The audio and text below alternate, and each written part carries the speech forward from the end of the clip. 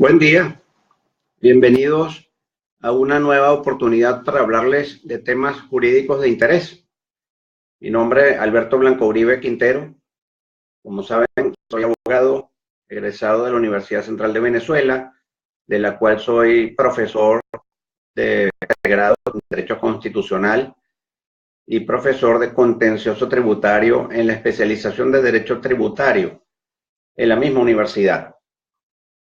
Y tengo especialización en estas materias de derecho constitucional, derechos humanos, derecho tributario, derecho público en general,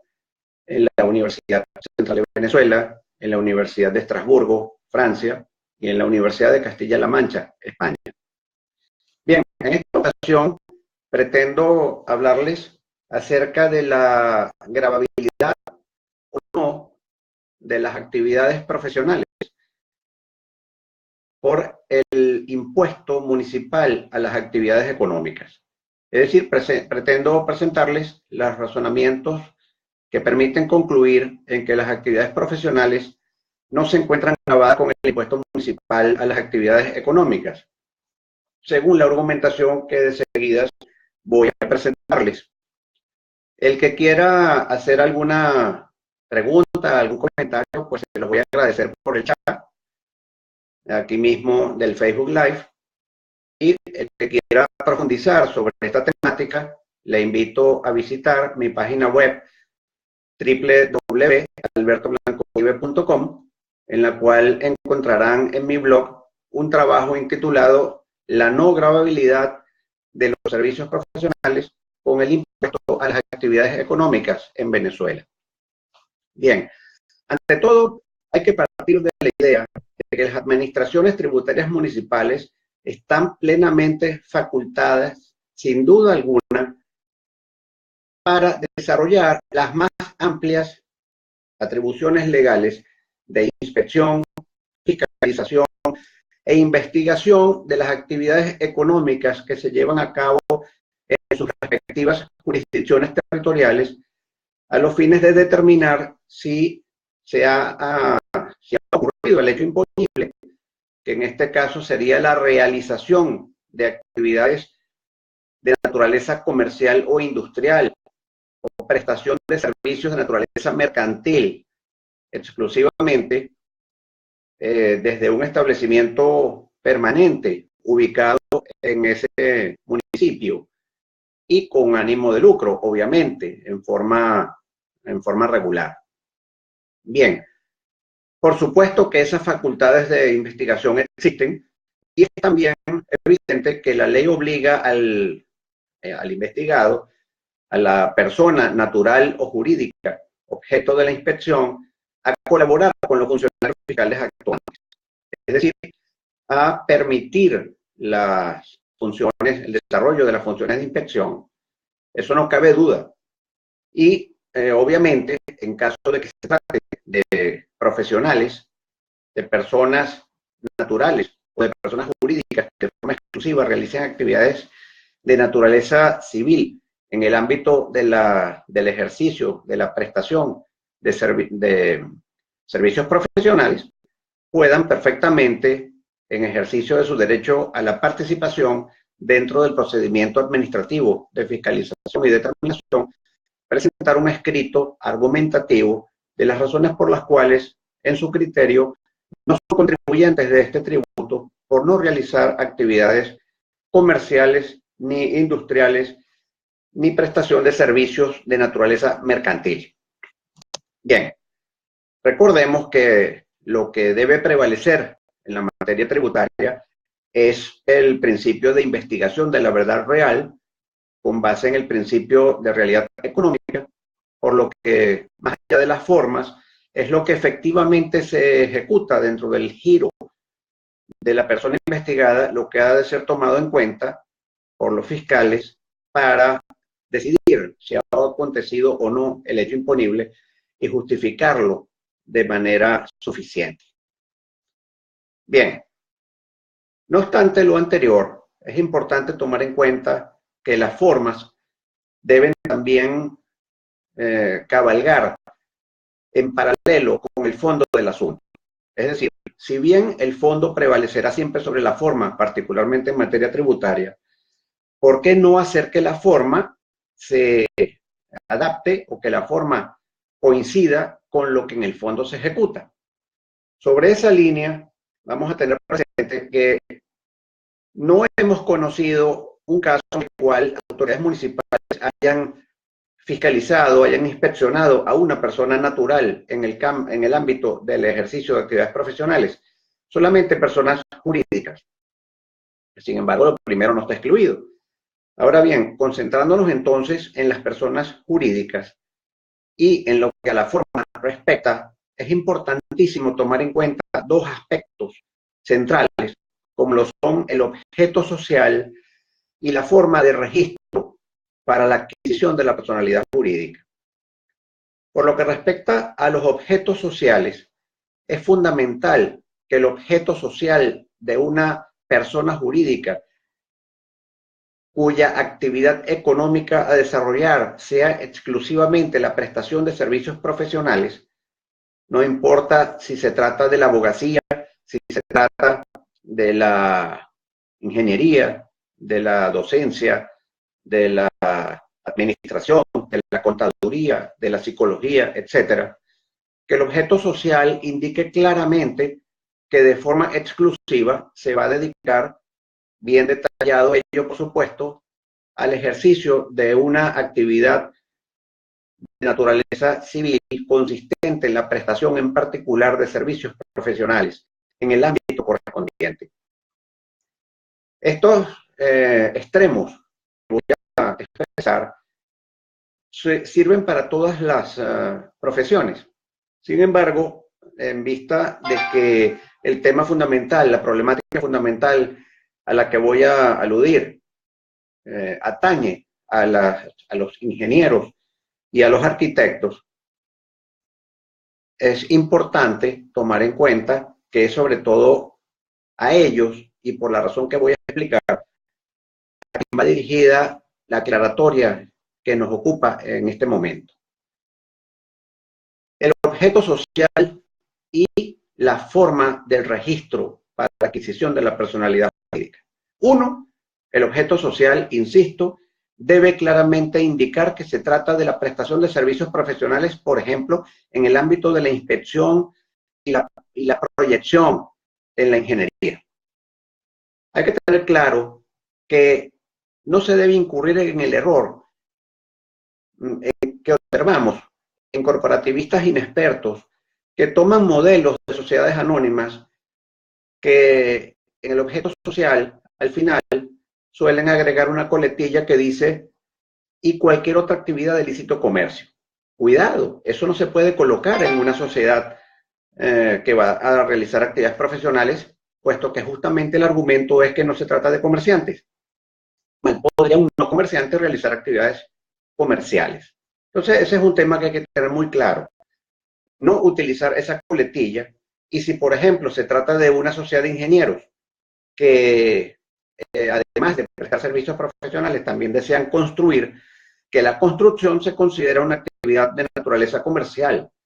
En consecuencia, si es el caso, lo que debe un asesor recomendarle a sus clientes, en este caso, es que constituyan dos entidades. Una que preste servicios profesionales exclusivamente y que no estará grabada con este tributo, y otra que realice la construcción y sí será un ente de carácter mercantil y estará grabado con este tributo. En cuanto al registro, si se trata de una actividad profesional que por naturaleza, de acuerdo a la clasificación de Naciones Unidas sobre actividades económicas, es de carácter eminentemente civil, es lo propio que una sociedad que se va a dedicar a la prestación de servicios civiles se constituya como una sociedad civil y no como una sociedad mercantil. Este problema no lo tienen profesiones como la abogacía, cuya ley de ejercicio profesional prohíbe que el abogado gire bajo formas mercantiles, y tampoco para contadores y administradores, cuyas leyes de ejercicio también indican que son actividades de naturaleza civil, como también la ley de ejercicio de la medicina que prohíbe a los médicos asociarse con fines lucrativos de naturaleza mercantil y así sucesivamente. Pero este no es el caso para los ingenieros y arquitectos, cuya ley de ejercicio profesional, si bien claramente indica que como actividad profesional no puede ser gravada con impuestos de naturaleza comercial e industrial, es lo cierto que no prohíbe la forma mercantil. Y ya que no la prohíbe, sucede que entidades públicas, al momento de ofertar licitaciones, lo mismo que las instituciones financieras cuando van a hacer, son solicitadas para préstamos, suelen requerir, por razones de seguridad precisamente financiera, de mayor seguridad financiera para el acreedor o para el ente licitante, que el interesado revista la forma de sociedad anónima, es una sociedad mercantil particular. Entonces, en estos casos, hay que entender que como el fondo debe prevalecer sobre la forma, lo lógico es que las sociedades de ingenieros o arquitectos no se constituyan directamente en el registro mercantil como una sociedad anónima, sino que se constituyan como una sociedad civil ante el registro civil y asuman entonces la figura de sociedad civil con forma mercantil prevista en el artículo 1651 del Código Civil y posteriormente, ya habiendo adquirido la personalidad jurídica como sociedad civil, vayan al registro mercantil a los solos efectos de cumplir con la formalidad que les permita adquirir la apariencia de una sociedad anónima. De esa forma, se salvarían los dos extremos del objeto social y de la forma de adquisición de la personalidad jurídica, no como sociedad mercantil, sino como sociedad civil con forma mercantil. Pero como dicen que a lo hecho pecho, y en vista de que muchas empresas ya han sido constituidas como sociedades mercantiles, directamente como sociedades anónimas ante los registros mercantiles, veamos entonces cómo hay que proceder o cómo es el análisis adecuado desde el punto de vista del derecho tributario constitucional venezolano. Bien, la manera en que se debe cumplir la gestión de registro correspondiente y el contenido redaccional del objeto social es crucial y es fundamental que coincidan uno con el otro y, a su vez, también, desde el punto de vista de la realidad económica, con lo que efectivamente se realice en el giro respectivo de la sociedad de la que estamos hablando. Es decir, prestación de servicios profesionales. En derecho tributario es la realidad lo que ha de trascender. Ya les decía que no es el caso para la abogacía, la contaduría pública, la auditoría externa, la docencia, la psicología, la medicina, etcétera, cuyas leyes declaran que se trata de actividades civiles, algunas que prohíben explícitamente las formas mercantiles o en formas implícitas también. Pero en el caso de la ingeniería, insisto, es común entonces, ya que la ley no lo prohíbe, su ley de ejercicio profesional no lo prohíbe, que revistan formas de sociedades anónimas por conveniencia de tipo financiero, como se lo mencioné, sociedades anónimas en particular. Sin embargo, hay que evitar que los fiscales municipales, a la hora de inspeccionar a una entidad de este tipo, se deje llevar por la simple apariencia, es decir, por la forma mercantil, por la mera forma mercantil, y malentienda que son ejecutores de servicios mercantiles gravables por este tributo, cuando no es el caso. Bien, veamos el análisis del Código de Comercio, entonces, para fundamentar la conclusión a la que vamos llegando. Según el Código de Comercio, las sociedades anónimas son comerciantes, son objetivamente reputadas comerciantes y, sin embargo, sus actividades no necesariamente son mercantiles y, no siendo mercantiles, no estarían gravadas con este tipo de tributo. Los actos de comercio son divididos en el Código de Comercio, actos de comercio de naturaleza objetiva y de naturaleza subjetiva. Y dentro de esta perspectiva, son las excepciones lo que nos interesa. Se reputa acto mercantil aquel que no implique lo contrario del acto mismo, o si las obligaciones y contratos son de naturaleza esencialmente civil. Ese es el ámbito en el cual nos encontramos. Y por lo que respecta a las sociedades anónimas, el Código de Comercio es claro en su artículo 200 cuando dice que ellas se reputan comerciantes sin perjuicio de lo dispuesto en leyes especiales. En consecuencia, una sociedad anónima cuyo objeto social en correspondencia con su giro efectivo sea exclusivamente la prestación de servicios profesionales en el ámbito de la ingeniería y la arquitectura, de conformidad con la ley de ejercicio respectivo, no puede ser gravada con tributos de naturaleza comercial o industrial, como el impuesto municipal a las actividades económicas, y esa es una excepción a la mercantilidad de las sociedades anónimas. Nos encontramos entonces con que hay en el Código de Comercio una presunción meramente juris tantum, es decir, que admite prueba en contrario, de mercantilidad sobre las sociedades anónimas. Y esa presunción se puede destruir en dos perspectivas. La primera, cuando ello deriva del acto mismo.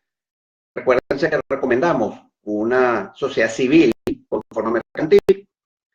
lo cual devendría del previo cumplimiento de del Código Civil 1651 en la constitución de la respectiva sociedad, pasando después por el registro mercantil para asumir la forma mercantil de sociedad anónima, y el tema de lo dispuesto en leyes especiales, como lo es la Ley de Ejercicio de la Ingeniería, que, insisto, ratifica o declara explícitamente que la ingeniería en su ejercicio profesional es una actividad eminentemente de naturaleza civil que no puede ser gravada con tributos comercio-industriales. Entonces, esto en cuanto a las formas, obviamente, que es importante tomarlo en cuenta, insisto, pero insistiendo,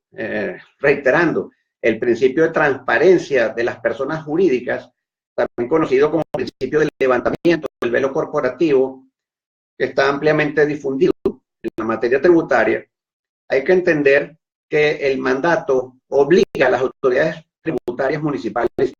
a hurgar en la realidad económica de las operaciones, más allá de las simples formas, más allá de lo que digan los estatutos o de las maneras como hayan sido adquiridas las personalidades jurídicas de las entidades investigadas. De tal forma que las sociedades prestadoras de servicios profesionales de ingeniería, que es lo que estamos utilizando de ejemplo paradigmático ahora,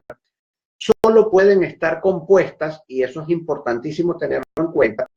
por profesionales de la ingeniería o por otros profesionales, como me ha tocado presenciarlo en mi ejercicio profesional, que resulten complementarios, como es el caso de ingenieros, arquitectos y administradores asociados, y esas personas naturales que son profesionales debidamente egresados de una universidad, debidamente titulados, inscritos y solventes con un colegio respectivo de naturaleza profesional, como el Colegio de Contadores, el Colegio de Ingenieros o el Colegio de Administradores, etcétera, implican que se constituyen bajo una persona jurídica, estableciendo una entidad que no es otra cosa que una estructura organizacional adecuada para mejorar la prestación de sus servicios profesionales comparativamente con lo que ellos sería si lo hicieran individualmente por separado. Entonces, veamos qué ha dicho la jurisprudencia sobre este tema. Bien, ante todo, conviene destacar el carácter reiterativo y uniforme de la doctrina jurisprudencial, no obstante, algunos desvaríos aislados, menos mal, de la Sala Político-Administrativa del Tribunal Supremo de Justicia, que en algunos casos le ha dado preponderancia a la forma sobre el fondo, asumiendo que la forma de sociedad anónima revestida por una sociedad integrada por ingenieros para la prestación del servicio de ingeniería habría de prevalecer sobre la realidad de la operación civil de la que estamos hablando, lo cual es un disparate porque, insisto, se estaría violentando nada menos que el principio de legalidad tributaria, porque el hecho imponible, que sería la realización de actividades comerciales o industriales, no estaría cumplido. Pero bueno, eso es, como les digo, aislado, y vamos a ver lo que ha ocurrido. Desde el año 82 en adelante podemos encontrar jurisprudencia tajante sobre la línea de lo que estamos hablando. Podemos citar la sentencia del 31 de enero de 1983 de la Corte Primera de lo Contencioso Administrativo en el caso Proyectistas Asociados, Proyecta, que claramente asume la doctrina de la que estamos hablando con base en la disposición explícita de la Ley de Ejercicio de la Ingeniería, que excluye la gravabilidad con impuestos comerciales o industriales, no obstante que se revista la forma de sociedad anónima, como era el caso. Luego, la sentencia ya de los tribunales superiores de lo contencioso tributario, la del Superior Quinto del agosto de 1996, Tecnoconsult, Ingenieros Consultores S.A., o la sentencia del Tribunal Superior Tercero de lo Contencioso Tributario del 7 de agosto de 1998, en el caso de Llantesa Ingeniería y Gerencia Integral de Proyectos S.A., caso, por cierto, que me tocó defenderlo a mí, en donde se ganaron respectivamente los reparos que habían sido formulados por respectivos municipios al pretender que su forma de sociedad anónima debía prevalecer sobre el giro de la sociedad y que en consecuencia estarían en criterio erróneo de esas alcaldías grabados con este tributo. Les recuerdo que el que tenga interés en profundizar sobre el tema y tener el dato fidedigno y completo de las sentencias que estoy citando, puede dirigirse a mi página web www.albertoblanco.com y en mi blog va a encontrar este trabajo intitulado La no gravabilidad de los servicios profesionales por el impuesto municipal a las actividades económicas en Venezuela. Bueno, continuamos. La sentencia del Juzgado Superior Cuarto de lo Contencioso Tributario, Compañía Venezolana de Inspección, sea COVEIN, también me correspondió defenderlo a mí en esa oportunidad contra el municipio de Chacao, y ahí lo más importante fue destacar que el tribunal, más allá de lo que hayan sido las solicitudes hechas por la recurrente, porque en ese caso la empresa simplemente por una costumbre de quien ocupaba la administración en el entonces, había solicitado licencia de actividades económicas, pues la sentencia indicó que más allá de las solicitudes hechas por la recurrente o lo establecido en su documento constitutivo como compañía anónima, ni el volumen de los ingresos obtenidos, que fue un criterio utilizado por los fiscales actuantes, no tienen ninguna importancia, puesto que donde está el tema central en lo que debe poner el ojo el fiscal actuante es en si ha nacido o no el hecho imponible. Es decir, no se trata de quién actúa, sino de qué es lo que hace. Si lo que hace es actividad comercial o industrial, está grabado. Si lo que hace es una actividad de naturaleza civil, como es la prestación de servicios profesionales, pues no está grabado. Luego tenemos una sentencia de la Corte Suprema de Justicia en Sala Político Administrativa del 18 de mayo de 1995, caso Tecnofluor C.A., sobre la misma línea, que además ratifica una vieja sentencia del año 1978, el 14 de junio, de la misma Sala Político Administrativa de la Corte Suprema de Justicia del entonces, caso Colegio Emil Friedman, en relación a la actividad docente, que ya viene desde aquel entonces, estamos hablando de más de 50 años de jurisprudencia indicando que lo que es actividad profesional no se encuentra grabado en Venezuela con el impuesto a las actividades económicas. En la misma línea, y para que no haya duda, en vista de que estamos hablando de sentencias desde el año 78 para acá, y que hubo un cambio constitucional en el año 1999, hay una sentencia que es trascendental en el tema y que ha servido de fundamento a las subsiguientes. De la Sala Constitucional del Tribunal Supremo de Justicia del 12 de diciembre de 2002, caso Compañía Venezolana de Inspección, sea COVEIN,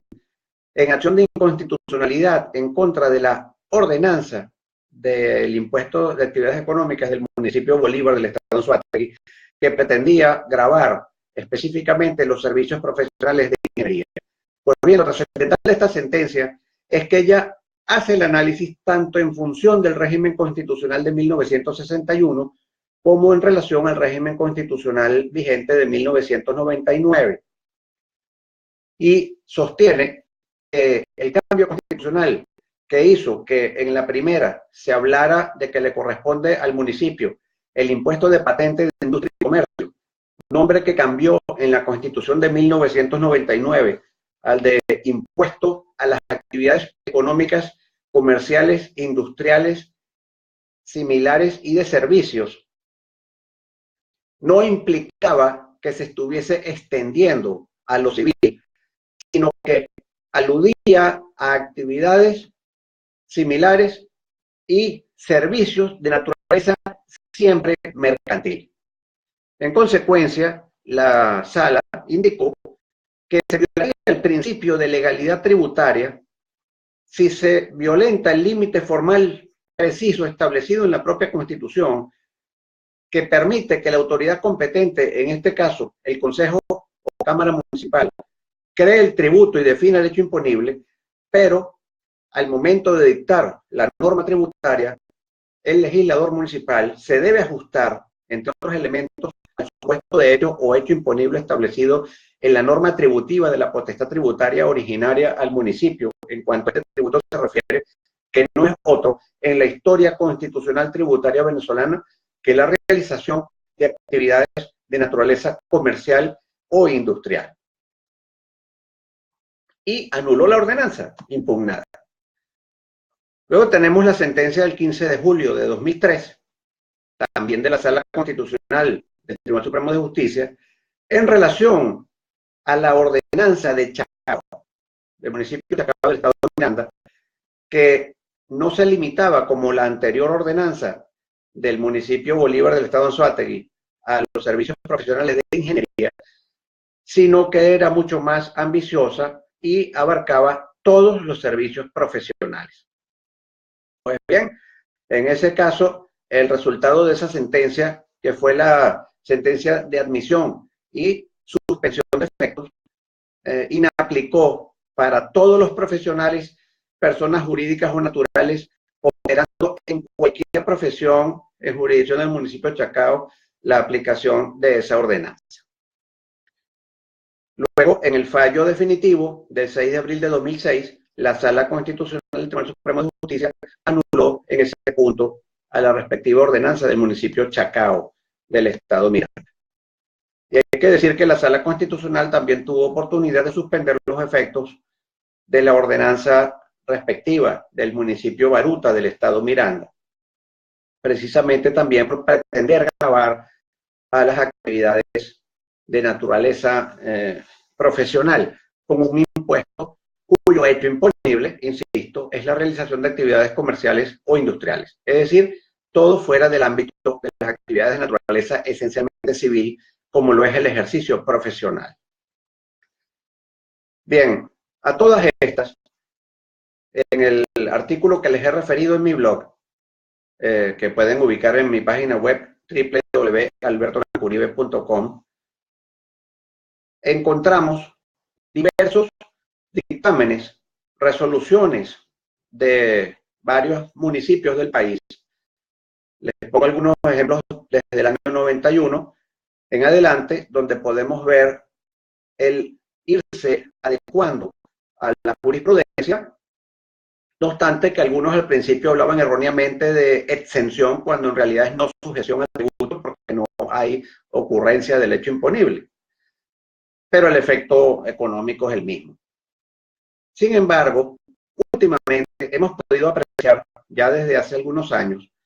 ya desde 2006 en adelante más o menos, una atroz voracidad fiscal que ha hecho que los municipios vuelvan sobre la carga y empiecen a pretender gravar las actividades municipales, las actividades profesionales con este impuesto municipal. Y particularmente ello es grave y patente en la reticencia del municipio de Chacao del estado Miranda a acatar la jurisprudencia incluso de la Sala Constitucional que anuló su ordenanza, porque han emitido nuevas ordenanzas que pretenden gravar a los profesionales, a todos los profesionales. Hay que decir que hay otros profesionales, hay otros municipios que no se han ido por esta vía de gravar a los profesionales, sino de establecer como actividad gravable una que mientan otros servicios no especificados y allí meten implícitamente a las actividades profesionales. Pero en el caso de Chacao es grave, porque entonces han continuado inspeccionando y reparando a empresas que claramente se dedican a actividades profesionales en el ámbito de la ingeniería, con resoluciones que hemos podido apreciar del año 2014, que efectivamente, sin importar lo que la jurisprudencia ha establecido y sin importar que en los expedientes administrativos respectivos, porque me ha tocado intervenir en estos casos, se han promovido de mutuo acuerdo, que es lo más triste o lo más paradójico o lo más lamentable o lo más tragicómico, se han promovido experticias contables de mutuo acuerdo que han llegado a la conclusión de que las actividades son meramente profesionales y las resoluciones han ratificado a los reparos sin mayor explicación que la de la famosa historia de que reviste en forma de sociedad anónima y en consecuencia sus actividades serían mercantiles, obviando jurisprudencia vinculante de la Sala Constitucional del Tribunal Supremo de Justicia. Bien, en definitiva, ya terminando, todo acto administrativo que contenga un reparo tributario contra una entidad prestadora de servicios profesionales emanado de una administración tributaria municipal con ocasión al impuesto a las actividades económicas será indefectiblemente antijurídico por inconstitucionalidad, incluso en el caso en que ese acto administrativo esté ejecutando norma expresa prevista en la ordenanza municipal que prevea la gravabilidad del supuesto respectivo, puesto que esa ordenanza también sería antijurídica por falso supuesto de derecho al considerar erróneamente que el municipio tiene potestad tributaria para gravar con el impuesto a las actividades económicas actividades distintas a las comerciales o industriales, como lo son los servicios profesionales de eminente naturaleza civil. En definitiva, entonces, tenemos que las sociedades prestadoras de servicios profesionales, cualquiera sea la profesión universitaria de la que estemos hablando, no están legalmente obligadas a obtener licencias o de actividades económicas, ni a preparar y presentar declaraciones estimadas o definitivas de ingresos brutos, ni a pagar el impuesto municipal a las actividades económicas, ni a tramitar ni exhibir solvencias municipales con dicho tributo, revistan o no forma de sociedad anónima. Bien, esto era lo que quería en esta oportunidad transmitirles y como les mencioné anteriormente, cualquier comentario o pregunta que quieran hacerme por el chat, pues será bienvenido. Muchas gracias.